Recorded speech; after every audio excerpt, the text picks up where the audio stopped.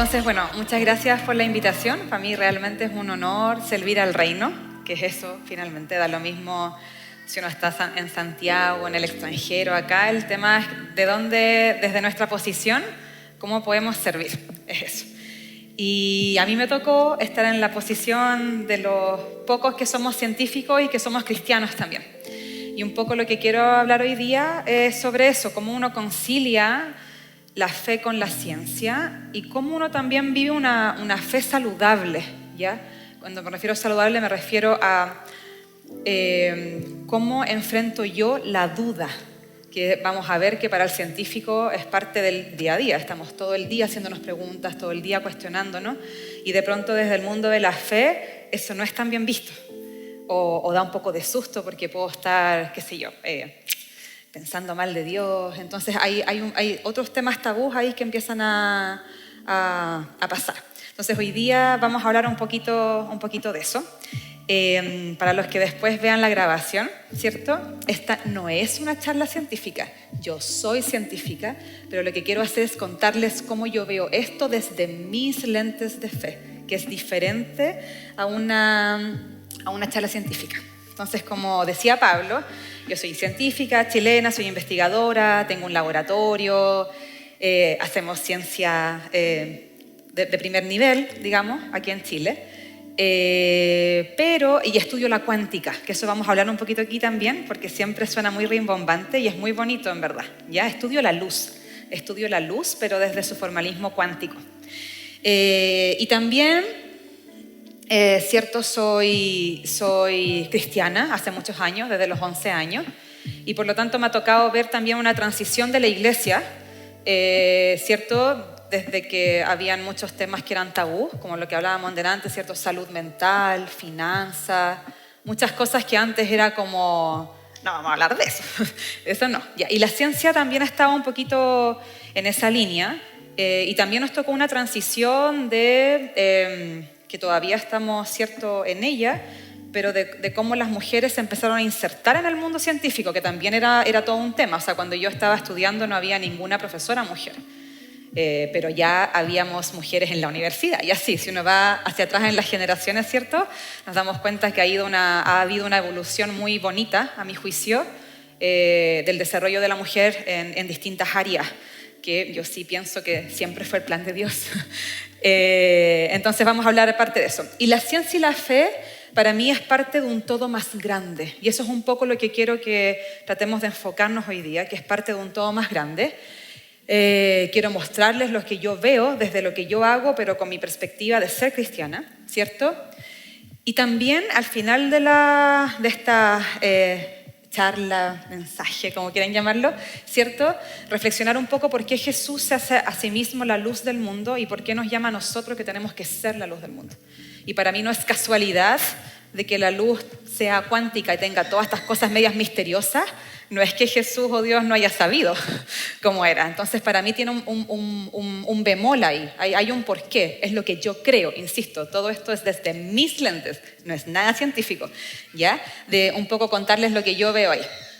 Entonces, para partir, uno siempre tiene que tener, cierto, en cuenta lo que es la ciencia. La ciencia es esta rama del saber humano, que uno tiene ciertos objetivos que pueden ser verificables, uno desarrolla las cosas por un método científico normalmente, ¿cierto? A través de la observación. Yo observo algo y lo describo. La experimentación también, puedo hacer experimento y también puedo predecir, ¿ya? Entonces más o menos eso es lo que tiene la ciencia, lo que es la ciencia. Y por lo tanto hay ciertas misiones que tiene la comunidad científica, ¿cierto? Que es describir el mundo. Los científicos lo que hacemos desde el día 1 es describir el mundo, ¿ya? Y esto es muy bonito porque la ciencia ha sido algo dinámico, a diferencia de otras. No, en realidad no, yo creo que todo es dinámico, pero es algo que ha evolucionado en el tiempo. O sea, primero, ¿cierto?, uno pensaba que la Tierra era el centro del mundo y que el Sol giraba hasta que nos dimos cuenta que era al revés. O sea, acá hay muchas cosas obvias, pero que en verdad no son obvias y que de hecho son lo contrario a lo obvio. Por ejemplo, eso, que la Tierra está al centro y que el Sol gira. Después nos dimos cuenta que es al revés. La electricidad, el magnetismo, la cuántica, la luz. Hay muchas cosas de estas que son muy contraintuitivas, pero que sin embargo son ciertas. Y lo mismo pasa con el tiempo, ¿cierto? Y también con el concepto de Dios, que tampoco es tan, o sea, quizás si aquí hay gente que creció en una familia cristiana, quizás es muy obvio. Pero si uno le habla a alguien que quizás nunca ha escuchado o que son de países donde no hay tanta gente cristiana, como en Europa, por ejemplo, o países que son más budistas o de otro tipo de religiones, esto suena chino mandarín, digamos, ¿ya? Entonces no es tan obvio eso de creer, eso de tener fe, no es tan directo como uno piensa a veces. La ciencia también tiene este rol de predecir algo, ¿cierto? No basta con que yo observe y haga una teoría, sino que la teoría me tiene que predecir algo que yo quiero observar, que yo quiero entender. La ciencia nos sirve para entender el mundo de lo que nos rodea. Y ahí está la clave, que es entender, viene de la observación y la observación cambia a través del tiempo, porque yo puedo tener un mejor telescopio, un mejor microscopio y me doy cuenta de física o de ciencia que antes no tenía acceso. Y por eso es que hay una evolución en ciencia. Y si se fijan, en el mundo cristiano no es tan distinto. En el mundo cristiano, en el mundo más conservador, ¿cierto? Está la Biblia, se estudia, pero claramente había una evolución de esta, no de la Biblia en sí, de la interpretación que yo le doy a través de la historia. Entonces no es tan alejado a muchos otros ámbitos de la sociedad. Desafía lo establecido, ¿ya? La ciencia muchas veces tiene que cuestionarse lo que ya se sabía. Oye, y no sé, la mecánica de Newton, pero si Newton me decía esto, ¿y por qué ahora Einstein llega y que las cosas a la velocidad de la luz son diferentes? Hay un desafío constante de tratar de salir de la zona de confort de uno para entender algo mayor. Y en ciencia, en fe pasa lo mismo. Ustedes pueden pensar en muchos contextos sociales, la mujer, por ejemplo, ¿cierto? De que por mucho tiempo se creía, no, es que esto tiene que ser así, claramente es así, y de pronto es como, ¿y qué pasa si no es así? Si lo entendí mal, si lo malinterpreté, cualquier cosa. Entonces también hay una evolución de ese sentido de desafiar. Asombro, humildad, acá yo sé que no todos los científicos somos humildes, pero debería haber siempre esa dosis de humildad, sobre todo cuando uno ve este universo tan grande, tan vasto, y de responsabilidad. Ustedes saben que la ciencia también se puede usar para cosas muy malas, ¿cierto? Como por ejemplo en la Segunda Guerra Mundial, con la bomba de hidrógeno. Entonces, claro, o sea, aquí todo tiene sus matices y para variar, depende del corazón del hombre hacia dónde yo llevo este conocimiento, que es lo mismo pasa en la teología y en la fe. Es exactamente igual. No es tan distinto como uno piensa, ¿ya? Y una pregunta muy válida es si a Dios le gusta la ciencia. No vamos a hablar de esto ahora, pero se los voy a comentar igual porque me echaría toda la tarde hablando, pero alguien podría pensar, ¿qué pasa si nunca hubiese habido pecado? ¿Hubiese habido un desarrollo científico? ¿Dios lo tenía planeado, independiente de la caída? Porque siempre se asocia la ciencia para ayudar a la humanidad, ayudarlas en enfermedades, en entender hacia dónde vamos, dónde venimos, qué sé yo. Pero ¿y si no hubiese habido caída? ¿Habría ciencia? Yo creo que sí. Yo creo que Dios nos creó con un cerebro a su imagen y semejanza y Él es creador. Por lo tanto, yo sí creo que hubiese habido un desarrollo tecnológico incluso en el Edén. Pero son discusiones súper interesantes. Yo no tengo tampoco la respuesta absoluta y me imagino que hay gente que piensa lo contrario. Pero yo creo que hay muchas cosas que uno se empieza a cuestionar con respecto a esta ciencia. ¿Le agrada a Dios que la humanidad piense, que se cuestione? Un poco lo que hablaban delante. Cuando yo me convertí a Cristo, yo venía a una iglesia ultra legalista, ¿ya? Entonces, y yo obviamente siempre tuve curiosidad, yo era una niña muy curiosa desde que tenía muy corta edad.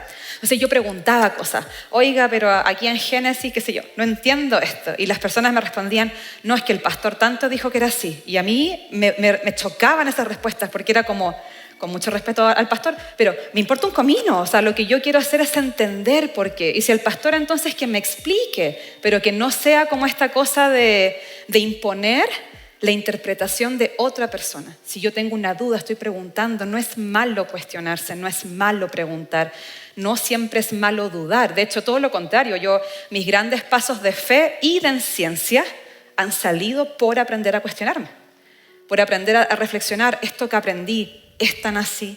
¿Será realmente esto lo que Dios quería decir o me lo enseñó alguien quizás que traía su propia mochila, sus propias limitaciones y que claro, me enseñó lo mejor que podía, pero tal vez no es eso tan así?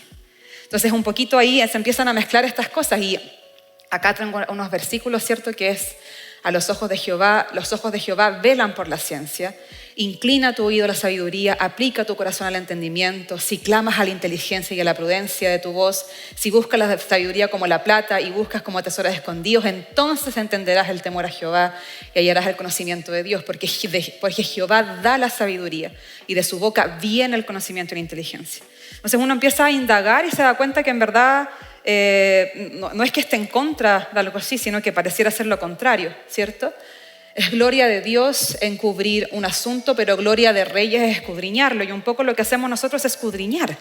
La ciencia hace lo mismo, obviamente no con este lenguaje, porque la comunidad científica como comunidad no es cristiana, digamos, no tiene esa concepción, pero finalmente hace lo mismo. O sea, observa, trata de entender, forma modelos, escudriña de alguna manera. La creación misma, ¿ya? Entonces hay mucho de esto. Y también que desde los pasajes más bonitos cuando en Daniel, ¿no? Que Daniel, Dios lo describe como un hombre que estaba lleno de conocimiento, lleno de ciencia, de la época, obviamente, ¿cierto? Pero no era una persona sin conocimiento, sin cuestionamientos, era una persona que sabía de lo que estaba hablando, con fundamento, el fundamento de la época, con ese conocimiento. Entonces, a mi juicio, en la Biblia hay muchas señales donde Dios habla de la ciencia, del cuestionarse, de pensar, de dudar. Y la duda, insisto, no siempre es mala, sino que muchas veces causa ese salto que necesitamos para entender algo mejor. Si uno no duda en ese sentido, muchas veces uno puede estar viviendo en una zona de confort, pero que es falsa, por así decirlo. Porque en verdad no estoy apropiando lo que Dios me está diciendo, porque no lo estoy entendiendo. Y no lo entiendo porque no dudo. Entonces, porque no me doy el espacio que alguien más me explique, me cuente. ¿Ya? Entonces, eso es bien importante. Y hay varios versículos si uno se va, ¿cierto? Este también es muy bonito porque dice, porque las cosas invisibles de Él, su poder eterno y deidad, se hacen claramente visibles desde la creación del mundo, siendo entendido por medio de todas las cosas hechas, de modo que no tienen excusa. Acá también hay algo muy, muy bonito porque también este es un tema muy de debate, ¿cierto? Pero cómo la gente se entera de Cristo, cómo la gente se entera del Creador. Y acá de alguna forma lo que la Biblia dice es que la creación habla del Creador, tanto como la palabra, tanto como la palabra. No puedes dejar a las dos cosas aparte. No, es como que, no sé, como que estuviese a Picasso y estoy analizando su cuadro y decir que el cuadro no habla de Picasso si el cuadro lo hizo Picasso, ¿cierto? Es un poco en esa línea a lo que voy. Y esto es un video muy bonito, quiero que pongan atención. El año pasado, en el 1 de julio, se lanzó un satélite que se llama Euclides, ¿ya? Y este satélite, los científicos entendemos un pelito mejor el universo que hace, 50 años, pero en verdad entendemos muy poco aún, ¿ya? Entonces este satélite lo que quiere hacer es tratar de entender mejor qué es la materia oscura, qué es la energía oscura. No voy a hablar nada de eso ahora porque me tomo el fin de semana, digamos, para contarles, pero en el fondo cosas científicas que están ahí tratando de ser entendidas. Y este video que les voy a mostrar es el primer video con las primeras imágenes que capta este satélite de nuestro universo. Y fíjense por favor esto es una imagen real, o sea, esto no son varias imágenes parceladas, pueden tener distintas frecuencias, eso sí, pero es una imagen real del universo. Esos son millones de galaxias, de estrellas, millones y millones y millones. Entonces, la creación es realmente impactante.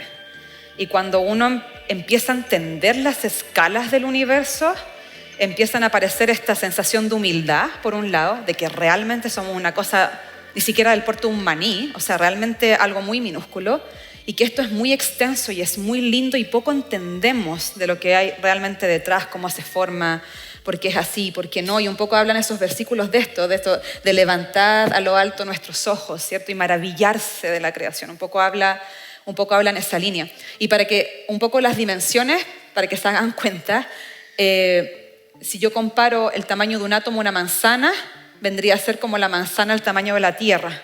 Esas es un poco las dimensiones que hay hacia la microescala. Y si después me voy a la macroescala, es esto, más o menos. Esto es un sistema solar a escala. Y ya después esto es brutal porque estamos ahí. Y esta es una de las miles que vimos en el video pasado. Entonces realmente hay una cosa que yo hasta el día de hoy me cuestiono si la mente del humano es capaz de abordar todo esto, ¿ya? Y después lo voy a explicar por qué, porque yo creo que es así, ¿ya? Al parecer, por lo que nosotros entendemos hoy en día, el universo sí tuvo un comienzo, que es el Big Bang, ¿cierto? Y el Big Bang, si mal no recuerdo, de hecho lo propuso un cura católico de la parte de la rama científica que había. Es una de las posibilidades, pero al parecer es como de la más lógica, ¿cierto? Que el universo tiene un inicio y que este inicio tiene una causa que se externa a este universo. Y por eso es que uno habla de una mente creadora o de un creador. De ahí argumentar que ese creador es el cristiano, ese es otro salto, ¿ya? Pero ahí hay que ir por parte. También hay otras teorías que hablan un poco de los universos como cíclicos, ¿ya? Hay otras teorías también. Pero esta es una de las que más estamos entendiendo por ahora, de que al parecer todo apunta que hubo un inicio, pero que ese inicio necesitó una causa y esa causa no pudo haber estado dentro del mismo universo, sino que estaba externa. Ya eso uno puede concluir que hubo una mente creadora detrás, ¿ya? Ese es un poco más o menos lo que conocemos.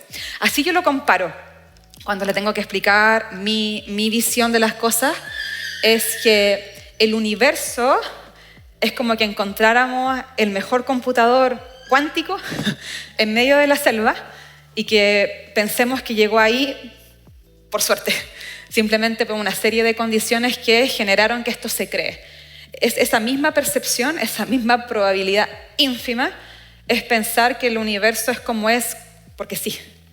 ¿Ya? ¿Se puede creer? Sí, se puede creer. Es válido que alguien crea que por casualidad, digamos, por otro tipo de leyes físicas, las cosas hayan evolucionado hasta lo que vemos hoy en día.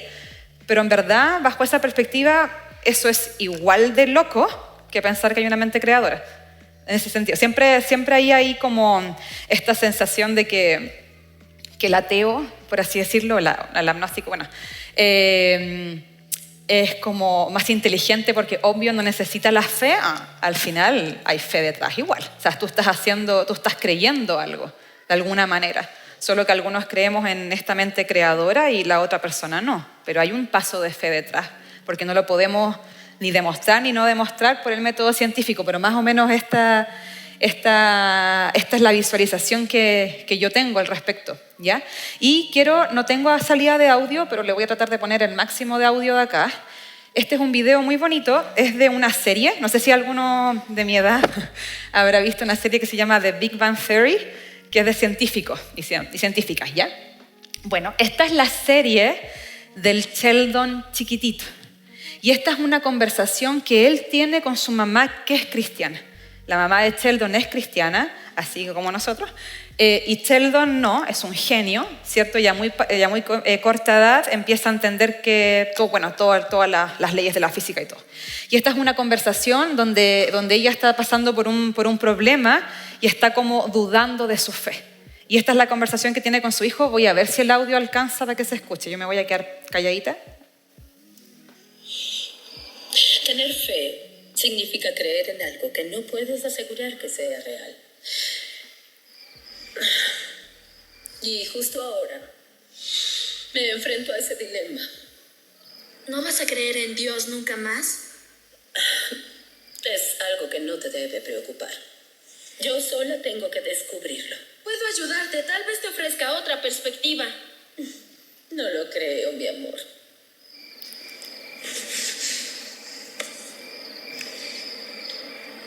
¿Sabías que si la gravedad fuera un poco mayor, el universo se colapsaría en una pelota? No lo sabía.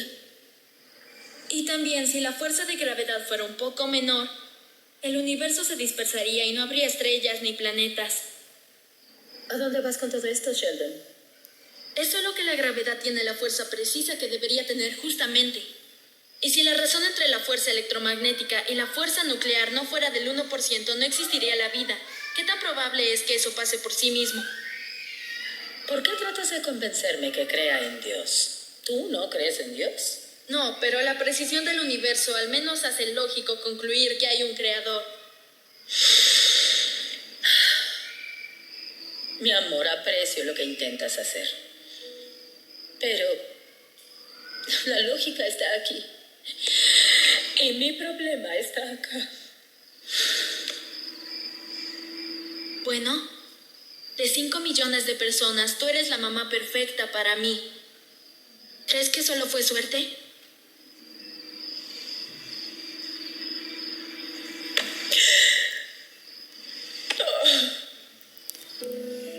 Gracias, Señor, por este pequeño. Bueno, es un video súper bonito porque en el fondo pone en perspectiva, ¿cierto? De que realmente todo indica que hay una precisión como sobrenatural de nuestro universo, de por qué es así, por qué no de una forma distinta, que te lleva a tener, creo yo, esa humildad de quizás ver de que sí hay una mente creadora detrás de todo esto. Y me gusta la parte final porque la mamá le dice como, ya, pero me estáis explicando igual puras cuestiones matemáticas, por así decirlo. Y él lo aterriza y dice, bueno, es lo mismo. O sea, dice 5 billones, pero ya somos como 8. O sea, 8 billones de personas en el planeta y de alguna forma tú estás aquí ahora. O sea, no es coincidencia. O eso es lo que él intenta decirle a su mamá, que claramente hay un diseño detrás del lugar, del momento, de la hora, también de la creación completa. ¿Ya? Por eso lo encuentro muy bonito este video. Entonces la fe, de alguna forma, habla de un creador y la ciencia está explicando esta creación. Esa es la conexión que hay detrás. Y quizás entonces no están tan separadas como uno pensaba, ¿cierto? Al final ambas están describiendo un todo más grande y eso quiere decir que ambas están interpretando un todo más grande. Y esa para mí es la palabra clave. Normalmente, a mi juicio, cuando hay contradicciones entre la ciencia y la fe, también entre la fe y la sociedad, ojo ahí, muchas veces porque el intérprete está fallando. No la creación en sí, no Dios, no la fe. Es la interpretación, porque claro, nosotros somos de alguna forma limitados, ¿cierto? No somos Dios, claramente, pero sí somos hechos a su imagen y semejanza. Y por lo tanto tenemos la capacidad de entender en parte lo que hay, pero no todo. Entonces, la ciencia y la fe en ese sentido son el científico, y el cristiano, el teólogo, como quieran verlo, son un intérprete de algo más grande. ¿Ya? Y trabajan para describir finalmente lo mismo, porque el universo no solo se compone por cosas físicas, ¿cierto? Están, los sentimientos, la mente, las conexiones humanas, un montón de otras cosas que la ciencia ni siquiera da. O sea, ahí sí que sí están pañales, intentando entender cómo funciona la mente y otro tipo de cosas, ¿ya? Entonces, una pregunta es, ¿podemos demostrar a Dios o la fe desde la ciencia siguiendo un método científico? No. Hoy en día no podemos demostrar eso. Yo no tengo cómo demostrarles a ustedes que sí, Dios existe y además es el Dios cristiano. Por un método científico eso no va a pasar jamás. No sé si jamás, pero estamos bien lejos de algo así, una prueba contundente científica. Eso no. Probar o tratar de entender que hay una mente creadora no es tan difícil, por lo que les comentaba antes. Pero probar que esa mente creadora es Cristo, digamos, ahí tienes otro salto. Y acá quiero enfocarme en esas dos preguntas que hice más abajo, porque para muchos esto es como negativo, es como que fuera menos. Cuando muchas veces me preguntan como, ya, pero es que tu fe tú no la puedes demostrar. Y yo miro y es como, ¿y qué me importa? O sea, ¿la hace menos?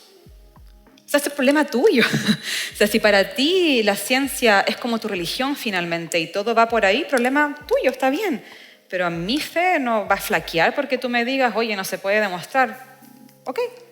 Pero también nos da una responsabilidad, porque entonces nuestras vidas y nuestros testimonios se convierten finalmente en quizás lo más cercano que una persona va a tener de Dios. Y ahí es donde muchas veces fallamos nosotros, ¿cierto? Porque si nosotros estamos hablando, claro, de un Dios de amor, compasivo, qué sé yo, y no lo demostramos en nuestra vida, con nuestras familias, en la iglesia, con nuestros cercanos, obviamente alguien de afuera empieza a cuestionarse, pues bueno, ¿de qué me estáis hablando? Tenéis que partir por casa.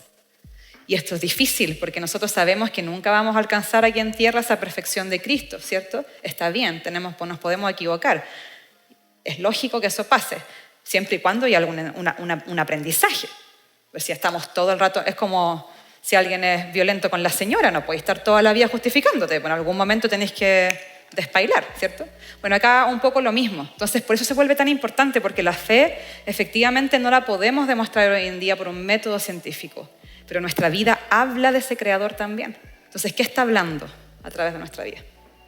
¿Está hablando lo que creemos? ¿Está hablando otra cosa? ¿Algo que no se conecta con lo que decimos o con lo que creemos?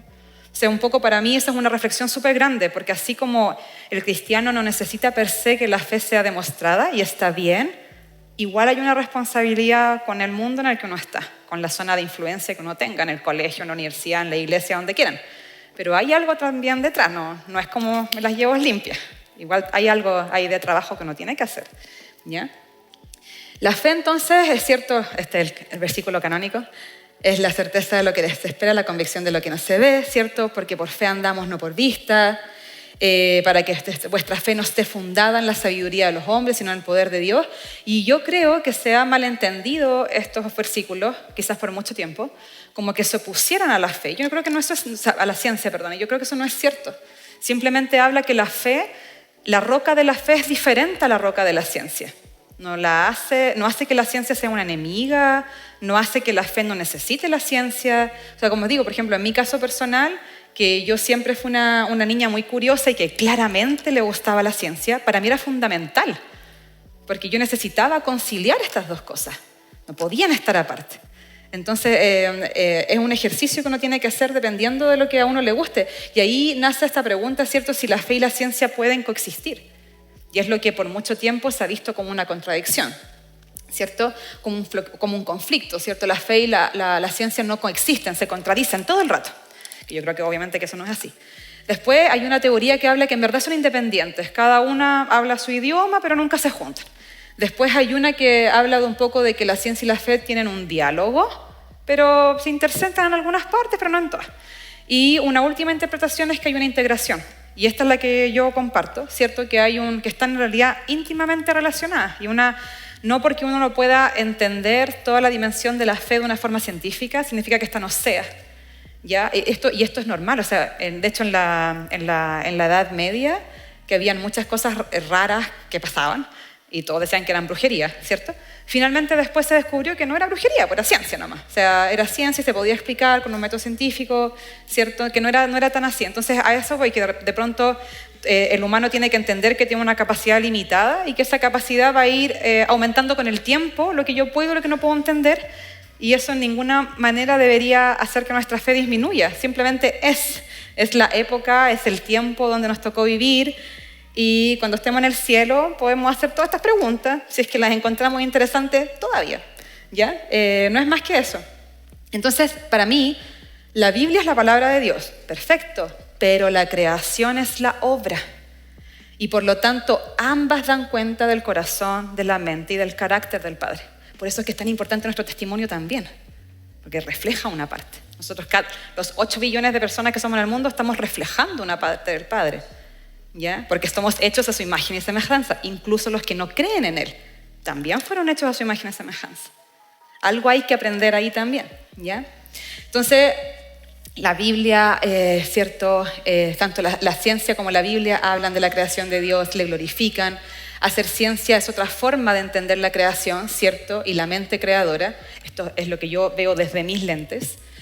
Tanto el teólogo como el científico son intérpretes, revelan, ¿cierto?, la creación de Dios, y ambas partes trabajan para que tengamos una visión más completa del mundo natural, lo que yo puedo tocar, lo que yo puedo observar, y del mundo más espiritual, que en la Biblia sabemos que así como uno ve que esto es físico, hay también un nivel más espiritual que no tenemos acceso, pero que está, ¿ya? Entonces ahí hay varias cosas que se empiezan a superponer, ¿ya?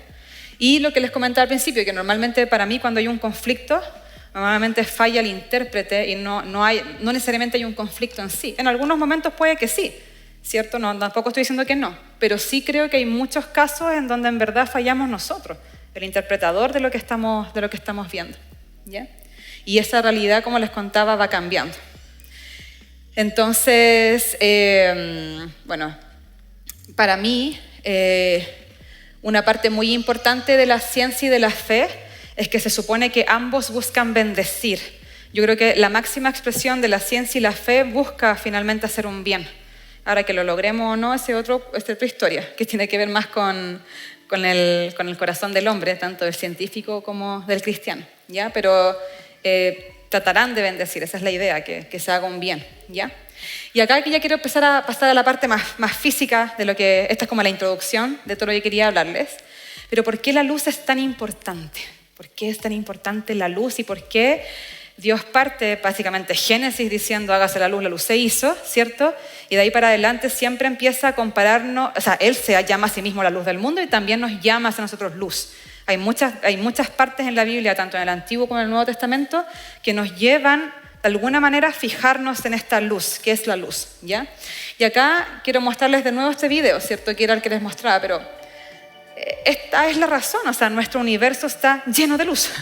Está lleno de luz, lleno de energía, por todas partes. O sea, nosotros no nos podríamos ver si es que no hay luz. Entonces, la luz realmente parece ser como algo transversal a todas las áreas, evidentemente a toda humanidad, religión, creo, da lo mismo, a todo el universo. Hay algo en la luz que te está revelando este universo que uno está observando, ¿cierto? Entonces, por eso es que es tan importante. Y es muy bonito porque, de alguna forma, el universo completo se revela por la luz. O sea, si yo quiero, por ejemplo, mirar, qué sé yo, las células o las moléculas, voy a usar un microscopio y el microscopio funciona porque tengo luz, si no, no puedo verlo. Lo mismo, si estoy viendo estas imágenes preciosas que tomó Euclides, es porque hay una cámara, porque está recibiendo fotones del universo y crea la imagen. Pero yo estoy analizando luz, la luz está revelándome algo del universo, me revela algo del universo, ¿ya? Entonces la creación habla del creador y al parecer la creación se revela con la luz. Es como la conexión que empieza a haber, ¿ya? Y es súper bonito porque la luz es un misterio que todavía se está descubriendo. Son los últimos 100 años, desde más o menos 1900, donde recién se empezó a entender un poquito más de qué es esto. Por mucho tiempo antes habían teorías distintas de que si era partícula, que si era onda, que no... Pero al principio de 1900, se empieza realmente a entender un poco, científicamente me refiero, científicamente mejor qué es lo que es la luz, ¿ya? Y eso es un poco lo que yo estudio, y por eso es que me apasiona todo esto, porque para mí, evidentemente, no es consecuencia, o sea, no es coincidencia de que yo sea cristiana y también estudie la luz de forma física. Obviamente, para mí tiene una conexión mucho más transversal. Entonces, la luz es cuántica. La cuántica son las leyes de la física que explican los fenómenos a escala muy pequeñita, de los átomos a nivel atómico y subatómico, muy pequeñito. Pero todo eso pequeñito construye lo grande, ¿ya? Es un poco, por eso es tan importante entender la base, porque estoy construyendo sobre eso. Entonces la luz es cuántica y la luz tiene un montón de propiedades. Primero, tiene un espectro electromagnético que significa que tiene muchos colores, pero realmente la zona de color que nosotros podemos ver está aquí. Apenas es algo muy chiquitito. Todo esto para acá y todo esto para allá, nosotros no lo podemos ver con nuestros ojos, pero sí podemos crear instrumentos que los vean, ¿ya? Eso también es algo que después vamos a analizar, que hay cosas que son invisibles a lo que los vemos, pero no significa que no estén o que no podamos interactuar con eso, ¿ya?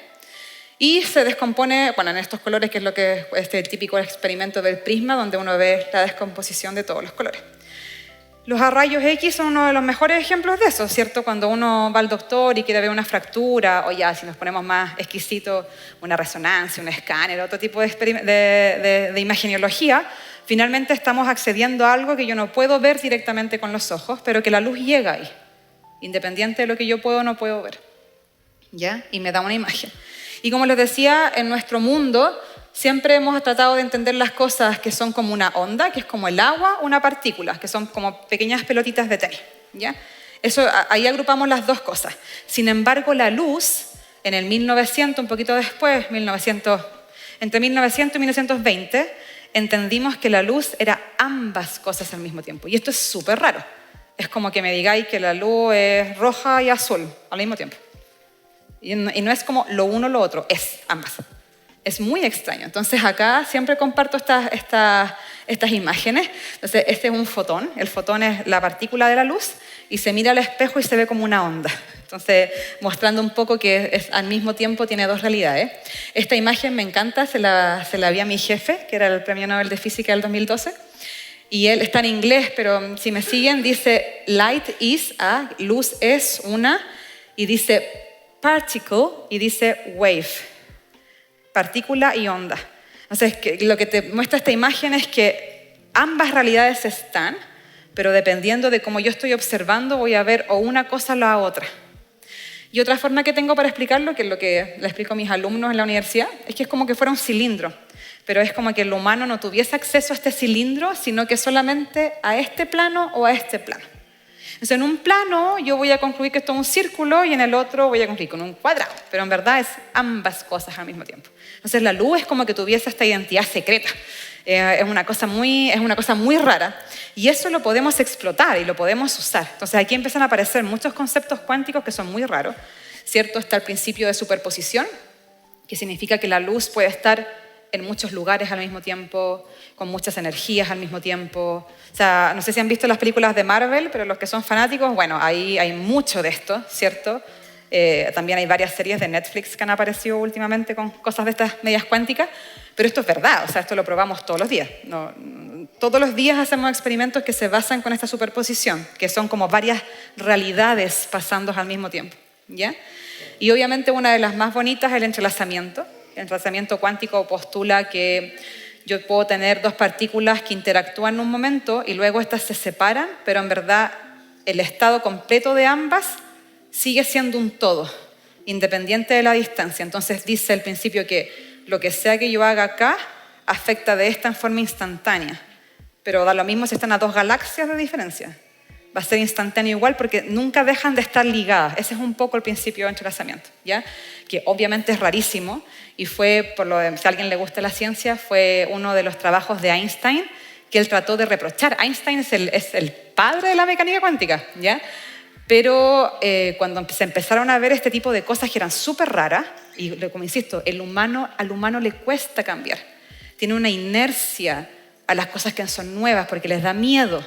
Eso pasa en lo social, pasa también en ciencia.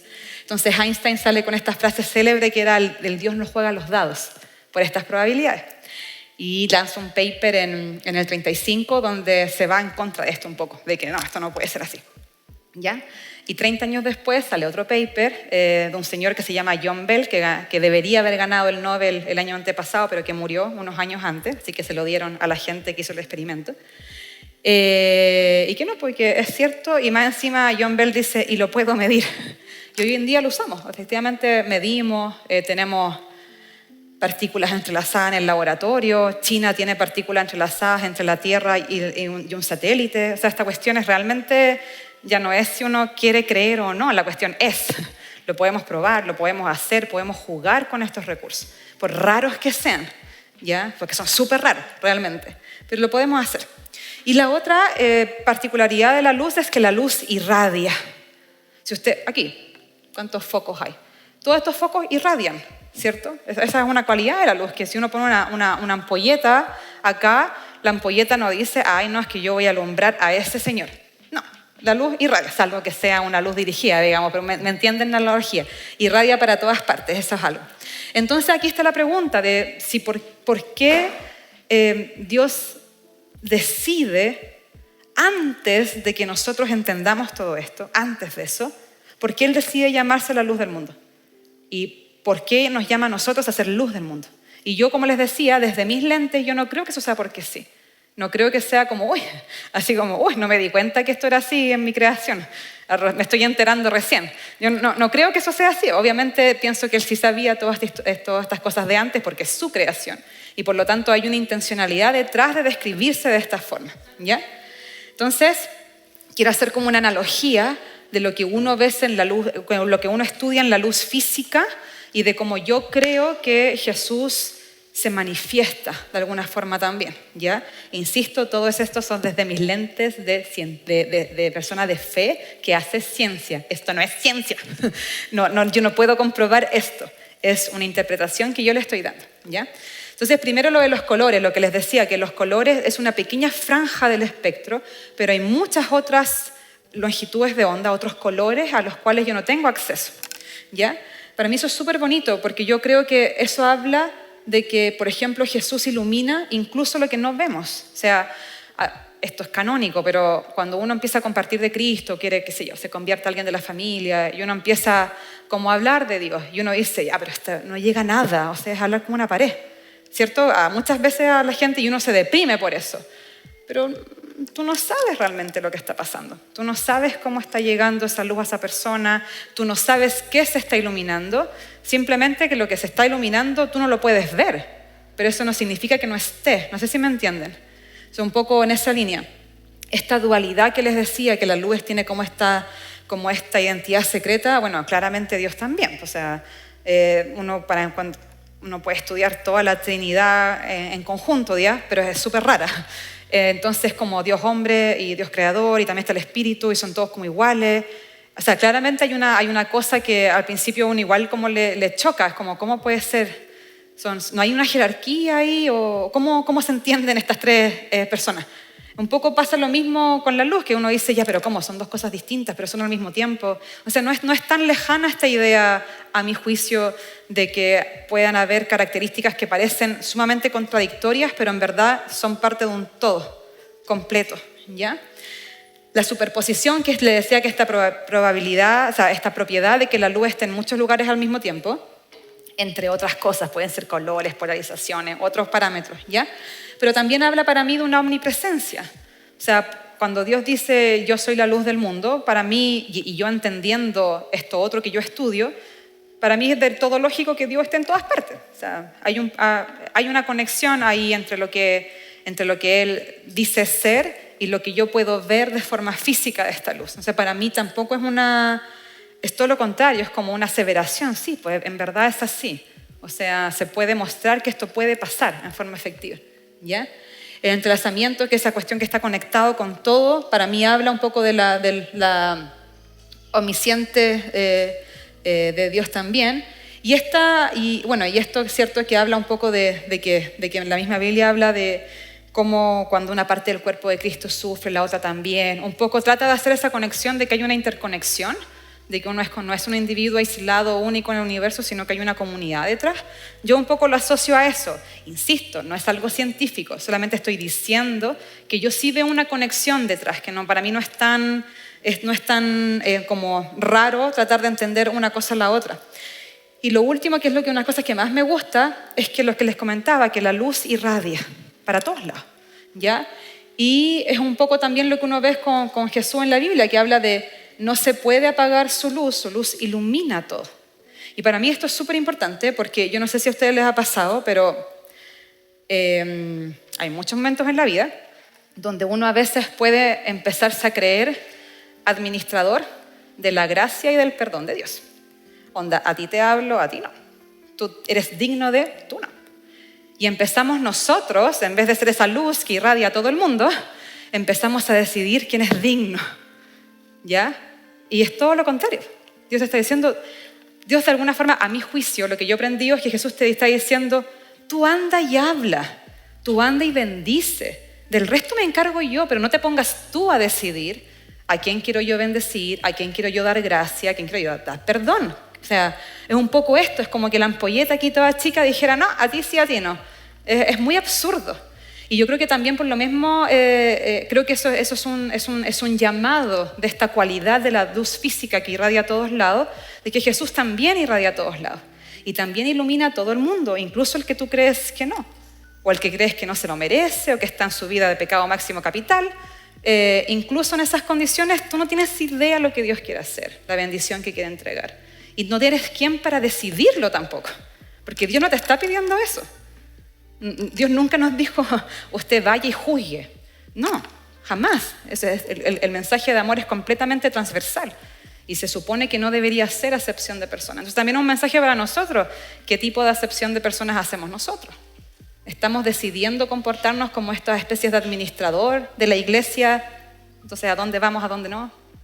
Yo creo que es un llamado de atención también el entender esta parte, ¿cierto?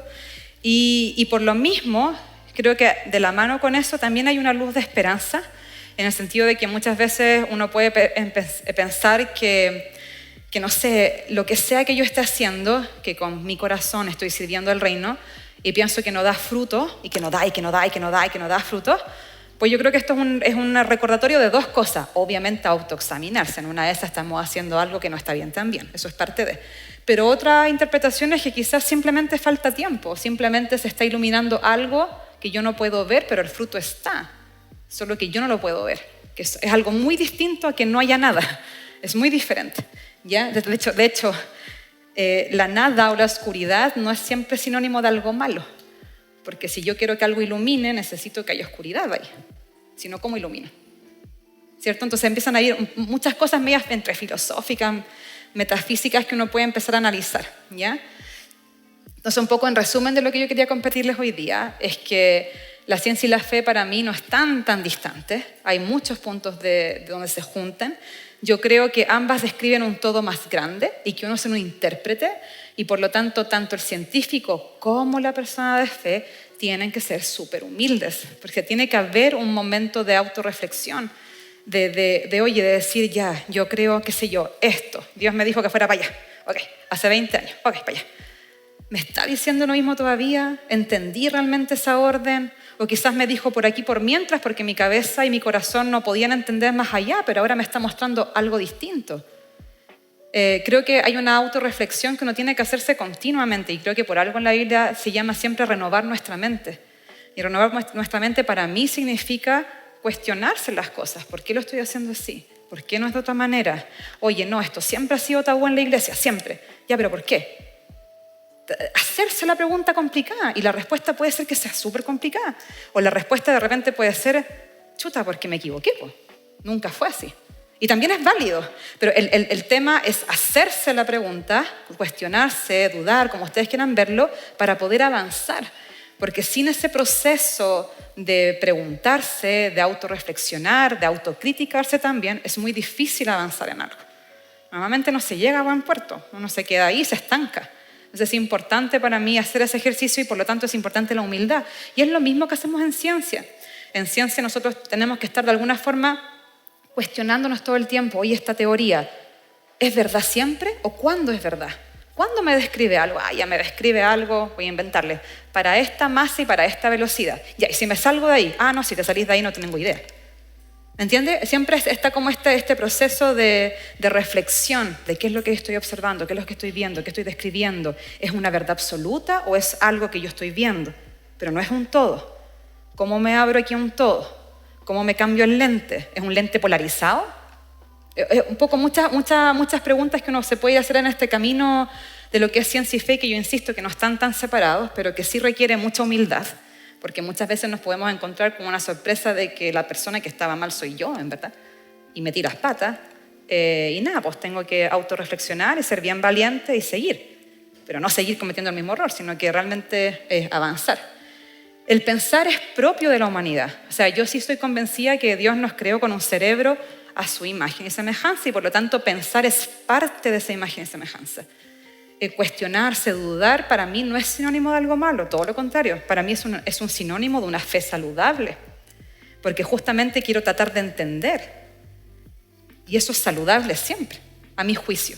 ¿Ya? Obviamente pueden haber ciertos periodos de tiempo donde me cuesta entender, qué sé yo, por qué a veces fue así, no fue así, pero es parte de la jornada de cada quien, de la vida cristiana. Y finalmente es una responsabilidad nuestra. No sé si me explico. De repente, ejemplos canónicos, ¿cierto? De los que han tenido aquí algún rol pastoral, que a nosotros con mi marido nos ha pasado mucho, que de repente viene algún discípulo y nos dice, oiga, qué sé yo, tengo este problema, quiero saber qué hacer. Nosotros con mi esposo hemos decidido hace muchos años de jamás responder, tú tienes que hacer. Nunca. Siempre responder, mira, a la luz de la Escritura yo veo esto, de mi experiencia veo esto otro, pero tú tienes que decidir, tú tienes que hacer. ¿Por qué? Porque si uno comete un error en una vida cristiana, en la suya, en la de alguien más, yo creo que cuando uno llega al cielo y uno le dice, te pidan cuentas, por así decirlo, va a importar nada que uno responda, no, es que a mí me dijeron que esto era así. Porque en algún momento Obviamente hay una responsabilidad de los liderazgos y por eso también hay mucha parte de la Biblia que habla del liderazgo y de cómo este tiene que ser ejercido en bendición. Y ese es otro tema. Me refiero más al tema de la responsabilidad de uno de entender las cosas por su propia cuenta. Es responsabilidad de uno hacerlo, de entender por qué me está pasando esto, por qué no es otra cosa. Es importante esa autorreflexión y esa autocrítica, ¿ya? Y creo también yo que la ciencia y la fe de alguna forma se maravillan de la perfección y de la extensión del universo, que cuando uno empieza a ver estas imágenes del universo a gran escala o a microescala, uno realmente se asombra. Esto es realmente impactante, es perfecto. Es perfecto. Y eso te tiene que dar esta dosis de humildad, de tratar de entender que estamos tratando de entender algo que nos gana. Es evidentemente que es mucho más grande que nosotros. ¿Es una pérdida de tiempo entenderlo? No, para nada. Yo creo que en absoluto, todo lo contrario. Creo que es parte de la creación misma. Y es bonito hacerlo y uno tiene que maravillarse e ir con mucha humildad a ir descubriendo estas cosas, ¿ya? Entonces, la conclusión es, para mí, desde mi chaqueta de cristiana, para los que vean después la grabación, para mí Jesús es la luz del mundo, ¿ya?